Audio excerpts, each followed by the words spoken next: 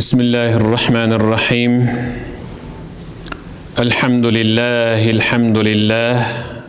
لله وكفى والصلاة والسلام على نبي المصطفى وعلى آله وصحبه ومن اقتفى رب يسر ولا تعسر رب تمم بالخير رب اشرح لي صدري ويسر لي أمري واحلل عقدة من لساني يفقه قولي أما بعد السلام عليكم ورحمة الله وبركاته. Hurmatly cemaat, bugünkü hutbabız Hanafi mazhabının tarixi jana anın Orta Aziyadagy ordu. Biz mazhablar jönünde takır söz kılçu emesmiz. Bugün biz İmam A'zam Ebu Hanife rahimahullahu teala aleyh, Allah onu öz mehrimin alsın, oşul ulu insan jönünde uçkay söz kılabız. Köpçülügümüz Ebu Hanife kim? Hanafi mazhab, al kanday mazhab deylik düşünügü yok da. İmam A'zam Ebu Hanife bul hicrattın 80. yılında. Hicrattın 80. yılında. Bul degen hicrat Peygamber Makka'dan Madinaga köçkönüne 80 yıl bolgondo. Hazırkı biz yaşap жатқан miladi yıl eseptegende 699 yılı törölgön. Hicrat men eseptegende 80. Ali miladi yıl men eseptegende 699 yılı jarık dünyaya gelgen. Kadimki deyle takva, jupunu, jönököy, dindar yübülöde jarık dünyaya kelgen. Köpçülük adam Abu Hanifa degen at kanday at alıp kalgan dese, Abu degen söz atası degen, Hanifa degen sözge kelgende bari anan ar jaktan söz taştaşat. Hanifa degen kızının atası dep ataşat köpçülügü. Hanifa degen söz tüz, tuğra, nukura, taza degendi düşündürüdü. Ekinci, takva, öte tak, kıldat degen mani bildiredi. Abu Hanife degen bul, misalı adamlar var oku, uykuç adamlar var. Oturganda dele getip kala beredi, söyönüp. Anı uçak dele, una dele kızıktırbaydı da. Alımda söyöngüçü yok, oturguşta dele uktap kala beredi. Men misalı jatıp kıyla oylanmayınca uktay albayım da. Kebirler bargımda söyöngüçü var koymun, söyön uktaysın da arkanğa oң jak je sol. Kebir adamlar var, oturdu, mına kol tizege koyuldu, demek ошол söyöngüçü özü. Kıyla tuş көрүp koyat da. Jakşı ele tuş көрөt. Çoçutsaң, mında oygotsaң, beker oygottun da kıyla жерге барып калдым эле tuş көрүп дейт. Бул отуруп tuş көрөт да. Ушундай уйкучуларды Abu Naum deydi da bularda. Abu Naum degen uykunun atası dep koyat buna. Alemi maşa aç gözeynek kiygende Abu Nazara dep koyat. Abu Nazara degen dürvünün atası dep koyat. Dürvü. Aynektin atası dep koyat. Daim uşul Abu degen söz iyesi degen söz da. Iyesi. Bul jerde Abu Hanife degen takvalıktın iyesi. Tuğralıktın iyesi. Çınçıldıktın iyesi. Nukuralıktın iyesi degen nam çırat bundan. Biz uşunday insandın, ulu insandın mazhabındayız. Mazhab degen jol. Abdullah ibn al-Mubarak mınday deydi. Ma ra'aytu ahadan awra min Abi Hanife. Men Abu Hanife'day bir takva insandı körgön emesmin deydi. Takvalığında uşuncal bir takvalık bar ele. Karab oturup men özümde takvamın desem anın aldığında şalakel olup kalatlayım degen insanlar çıkan doğrunda. Uşunçalık takvalı. Misalı 2 reket takvalık menen okulgan namaz 1000 reket şalakılık menen okulgan namazdan artıgırak durады. 2 reket takvalık menen. Takvalık degen al kanday? Çınıgı takvalık uşul namazga kelgende bolot. Antkeni namazın sırtındağı 6 farz, namazın içindeki 6 farz menen 12 farz. Namazın sırtındağı 6 farz, Namaz okuy turgan jay namazыбыз таптаза болуш керек. Giyimimiz таза болуш керек. Денебиз таза болуш керек. Мына. Денебиз тосук болуш керек. Такыбалыкты караң. Ушул намаздын сыртындагы такыбалыктар жүзөгө ашса, анда намаздын ичиндеги такыбалар тирилет. Намаздын ичиндеги 6 farz тирилет.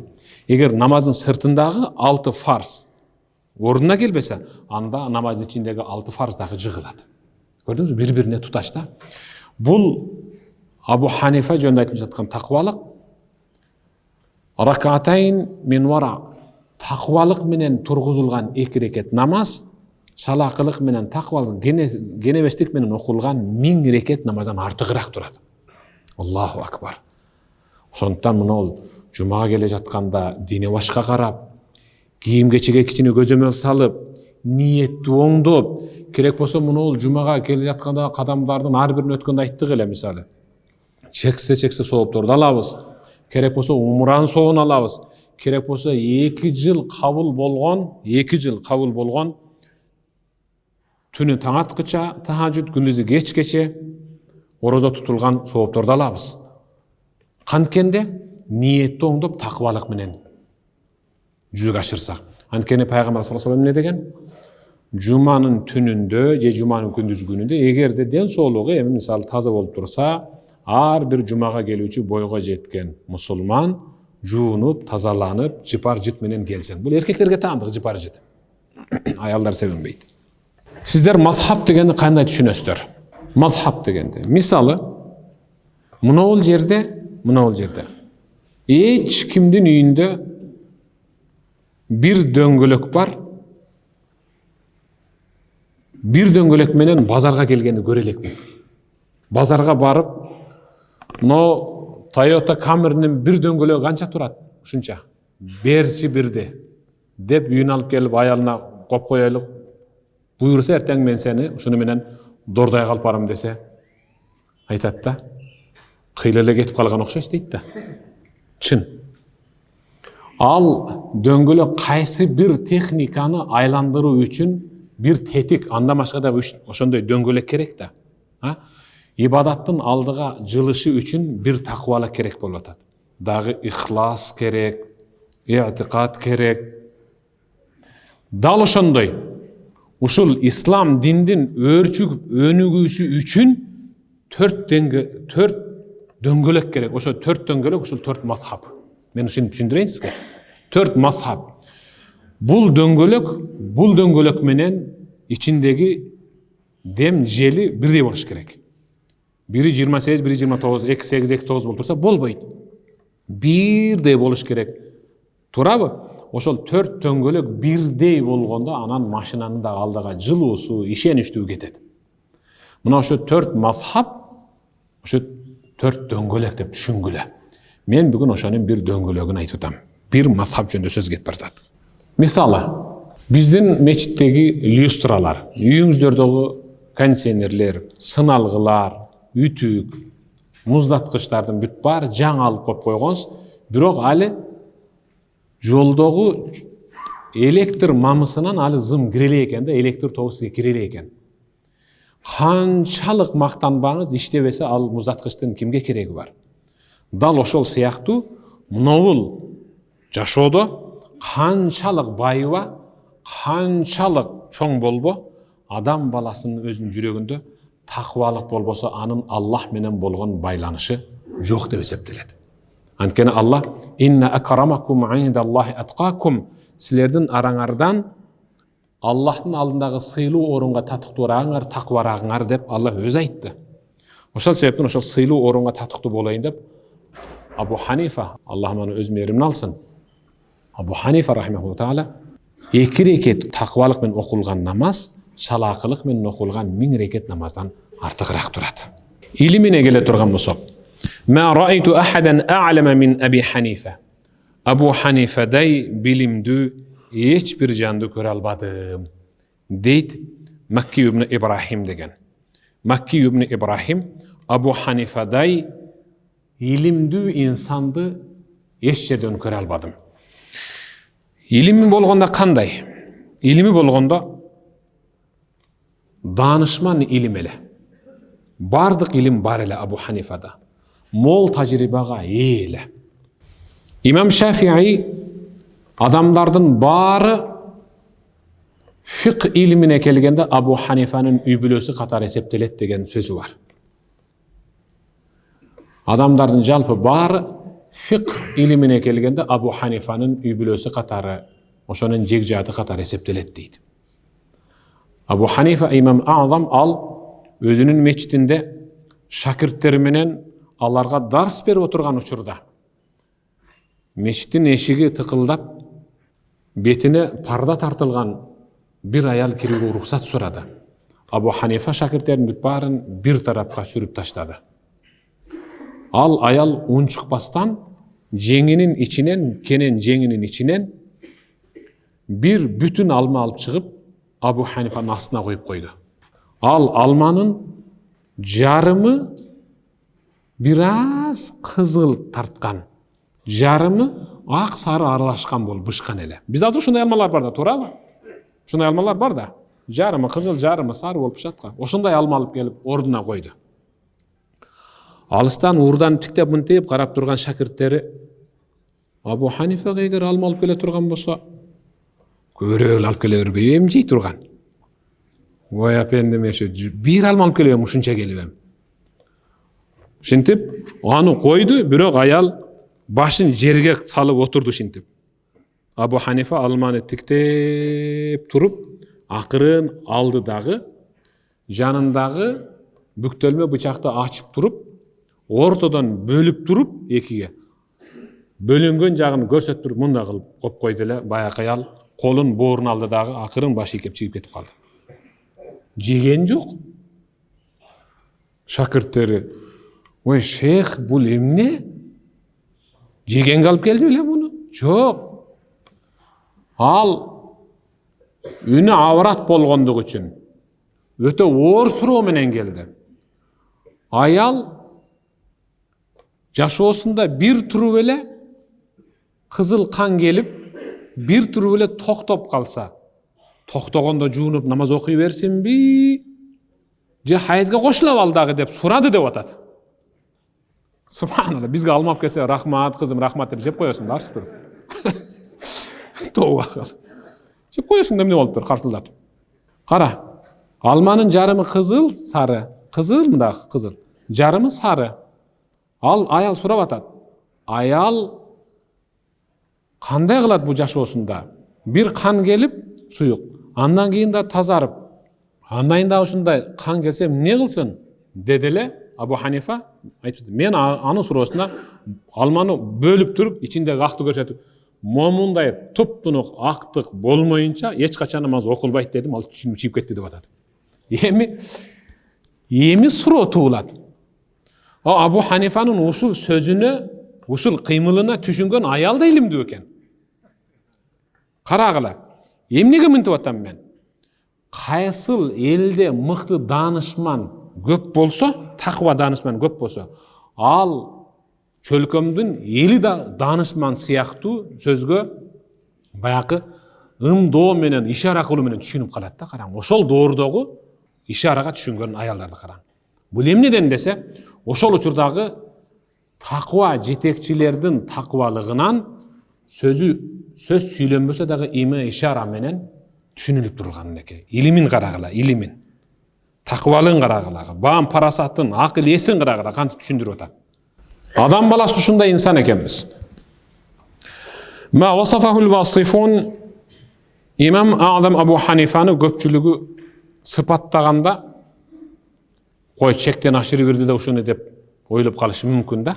Жакшы сыпаттап, андагы мыкты сапаттарды сыпаттап айтышат да. Өзү адам баласы качан бир бороон чапкын болуп, катуу шамал чагылган жарк этип түшүп, чоң даракты бака терекпи, мырза терекпи, чынар терекпи, айтор бүтүндөй үлгүржү бүт баарын тамырынан бери жулуп жыгыткан, же жарым бутак шактарын момунтуп сыйрып түшүп жыгыткан шамалдан чагылгандан кийинки ошо дарактын абалын көрөбүз. Мунул дарак жыгылып тур да. Кайсы дарак? Мунул жердеги бурумдагы көк терек бар эле го, чынар терек. Ошол жыгылып калыптыр. Ошо жыгылып, ошо жыгылып калыптыр. Жыгылганда да өтө жаман жыгылыптыр. Чагылган үчүн жарымын өрттөп кетип, жарымы момунтуп турат, жарымы момунтуп оор коюп турат деп аябай сыпаттайбыз да. Биз мүдүрүлгөн, жыгылган инсандын жыгылганын жакшы сыпаттайбыз. Ошол чынар терек көчөт болуп тигилип бой көтөрүп келе жатканда, бурумдагы чынар терек бой көтөрүп калыптыр деп эч ким айткан эмес да. Эч ким айткан эмес. Ошондуктан мына арабыздагы илим билимде жүргөн, мына мектепте, техникумда, институтта, университетте окуп жүргөн балдарды ошо макташ керек да, мына биздин келечегибиз ушулар деп. Качан анан алар коррупционер болуп жыгылып калганда мына күткөм да ошонун жыгылышынчы, мен өзү айткам деп. Мен билгем да, мен өткөндө айтайын деп туруп айтпай койгом, ушинтип мен айтып кое бербепмин да деп калат. Кара. Ошол айтпай жүрүп жыгытабыз да биз. Айтпай, ошолорду жыгылганга чейин биз мактап, аларды даңктап, даңазалап, даанышмандык менен сүрөп коюшубуз керек болчу да. Жыгылгандан кийин эми, мисалы, жыгылгандан кийин биз жанында отургандай сүйлөйбүз да. Кирип чыккандан ушундай деген экен, ушундай болуп калыптыр деп. Мен таң калам, ушу жаңылыкты айтып келгенге сурайм да, кээде сен ошолордун жанында отурдуң беле, жок дейт. Эми карагыла. Мен эмнеге айтып атам муну? Иса пайгамбар менен Хавариюн сахабалары жолдо бара жатты. Ушул сыпаты Абу Ханифадан да көрүшкөн. Ушундай сыпатта. Алар жолдо бир тарптын жанынан өттү. Тарп арам өлүп калган эшек, ит. Ушунчалык сасып, каңылжырыкты жарып, адамды жийиркентип аткан тарптын жанынан өттү. Жолдун боюна таштап коюшкан экен бирөө. Баары мурдун ушунчалык жаап, жийиркенип, биякты карашып, үф деп өтүп атса, Иса пайгамбар тушуна келип токтоп туруп, тишинин актыгын карабайсың, аябай таптаза аппак экен деди да. Абу Ханифа да ушундай деген. Өлүп калган иттин жанынан шакирттер менен бара жатканда мурдуларын жаап өткөн, сасык экен, ой сасык экен дегенде Абу Ханифа тушуна келип туруп, тишинин тазалыгын карап койгула, аппак экен тиши деген да. Бул дегени таза адам ар кандай булганы адамдагы таза мүнөздү көрө алат деген түшүнүк. Ири адам, балит адам, таза адамды дагы кир жана балит көрө алат да. Башка адамдарды таза көрүш үчүн адам таза болуш керек. Мына биздин азыр экономикадагы, мына саясаттагы бири-бирин боктоп, тыктап, жамандап жатканы ошол балит көз инсандарды балит көрө берет да. Карагыла, кандай мыкты сабак берип атат бизге Абу Ханифа. Таза инсан ар кандай балит жерден тазалыкты көрө алат. Андан бир нерсени мындай кылып сабак бере алат. Карагыла, кандай даанышмандуулук. Эч кимди гыйбат кылган эмес. Эч кимди аркасынан жамандап сүйлөгөн эмес. Кимдир бирөөнүн кызына жуучу түшүп, андан кабар сурап, сын пикир сурап келсе дагы, ал ата-эне жөнүндө эң мыкты сүйлөп гана берген. Ошондуктан салафу салихиндер, табииндер, эгерде лау кунту мухтабан ахадан лахтабту аби ва умми ли аннахум аула би хасанати. Эгерде мен кимдир бирөөнү гыйбат кылып сүйлөгөнгө мага уруксат берилгенде, шариатта мага уруксат берилгенде, ар бир адамга өмүрүндө бир жолу бугуңду чыгар, бир шилекеңди чачыратып, бир жамандачы бирөөнү деп мага уруксат берилгенде дейт, мен атам менен апамды аркасынан гыйбат кылмакмын. Атам менен апамды гыйбат кылсам жарашмак. Анткени мен жасаган ибадаттын соопторуна атам менен апам өзү татыктуу да деп атат. Анткени мен кимдир бирөөнү гыйбат кылсам, сообун толугу боюнча ошол адамга өтүп кетет да. Текке кетпесин, атам менен апам өтүп кетсин деп атат. Карагыла. Ошол атабыз менен апабызды да гыйбат кыла албайбыз да. Сообуз өзүбүздө калсын. Бир адамды гыйбат кылат. Бир адам эки адамды. Эми бир адам бир өлкөнү гыйбат кылат да. Биз айтабыз да, Кытайлар бул болбойт ей. Булар адам эмес Кытайлар. Алар адамбы, адам эмеспи? Аллах өзү билүүчү, Аллах жаратты аны. Алардын динде жана динде эмес экенин гана айтса болот. Жок, алар мусулман эмес деп эле да, мисалы. Ушинтип мисалы, тоодой болгон асман көк тиреген собоңуздун ибадатын жалпы мусулман эместерге өтүп берип коюп атасыз да. Мына Абу Ханифа, мен гыйбат кыла турган болсом, атам менен апамды гыйбат кылсам жарашмак деген. Эч кимди гыйбат кылган эмес. Кандай улуу инсандын мазхабында келип атабыз. Кимдир бирөө сизди мактайт. Анан бизде жакшы бир накыл кеп бар. Мактаган кыз тойдо тегиниптир деген. Бирок кимдир бирөө сизди мактап, алкап, сизге дем берип, мотивация берсе, ошонун мактоосуна арзып, аракет кылыш керек да. Биз мактаганда мардайып жатып калабыз, курсакты сылап. Абу Ханифа адамдар мактоосун жалганга чыгарып койбойн ушул кишини деп. Мен сизди бирөө мактап атат да, туурабы? Сизди бир ушунчалык мен сизди Аллах разылыгы үчүн жакшы көрөм, сиздин такыбалыгыңызды жакшы көрөм да деди да. Ал такыбалык сизде жок да. Ого, такыбалык бар экен да, бизде да үйүңүзгө талтаңдап барат да кебирлерчи. Өзү такыба эмесмин деп адамдар билип коюптур биздин такыбалыкты деп. Өзү такыбалык жок өзү сизде. Бирөө мактап койду да. Мактап койсо ошол күнү каадаланып, көзүн кыр менен тиктеп, буякта такыба инсандар келе жатса, көрбөй атат да булар дегенсип. Абу Ханифа мечитке кирип отурганда экинчи сафтан бир киши экинчи кишиге мынтип атат да. Мынау Абу Ханифа бул ушундай инсан таң аткычакты ушул жерде калып намаз окуп чыгат да бул. Менин байкашымча, мен көп байкайм да муну. Көп байкайм десе, чын элеби деди. Абу Ханифа угуп калды да. Абу Ханифа бирок дайым ошентчү эмес. Кез-кезде ошентчү да. Кез-кезде ошентчү. Анан ичинен башын эки кол менен кармап, ичинен о Аллах, аркамдагы экөө мендеги мүнөздү ашыра мактап койду. Я Раб, мына ушул инсанды жалганчы кылбайын эми. Мага күч кубат бер, мен бүгүн таң аткыча намазда калышым керек деп ыйлаган. Биздикилерчи эки ятыга такыба дегендер жок бекен биякта деп туруп, такыбаны жиштирип көрөт анчамчалар. Кара, кандай улуу инсан. Сизди бирөө мактады. Намазхан, мыкты инсан, такыба, өтө кичипейил дедиби? Ошол киши айткан кичипейил мүнөз, такыбалык, намазхандык сиздин ушул дүйнөдөгү ажырагыс, азыгыңыз болуп өтүп кетсин да. Абу Ханифа ушундай мыкты намазхан, мыкты ибадатчыл инсан болгон. 40 жыл, Аллаху акбар, 40 жыл Куфтандагы даараты менен багымдатты окуган. 40 жыл Куфтандагы даараты менен багымдатты окуган. Бул дегени уктаган эмес деген түшүнүк да.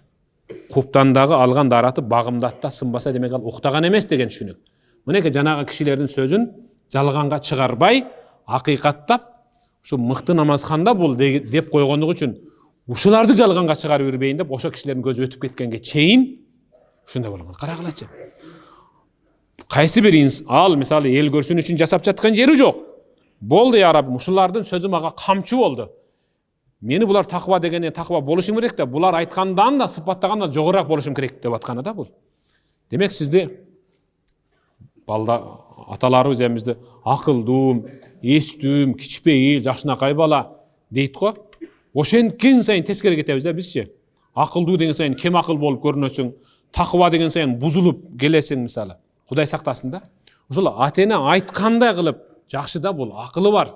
Деди ушул акылдуу инсандай болуп жашай турган болсок, эч качан кем болбойбуз. Ибн Уяйна айтат: "Кана Абу Ханифа аксару салатан ва а'зуму аманатан ва ахсанухум муру'a." Абу Ханифа адамдардын арасынан намазды эң көп, өзүнчө калганда эң узун окуй турган ушул эле. Өзүнчө калганда эң узун, анан эң көп окуган ушул. Аманатка ушунчалык сак, кимдир бирөө ийнени таштап кетсе дагы, ийне барбы дегенди алып чыга турган жерге жашырып дайым көзөмөлдөп турат эле.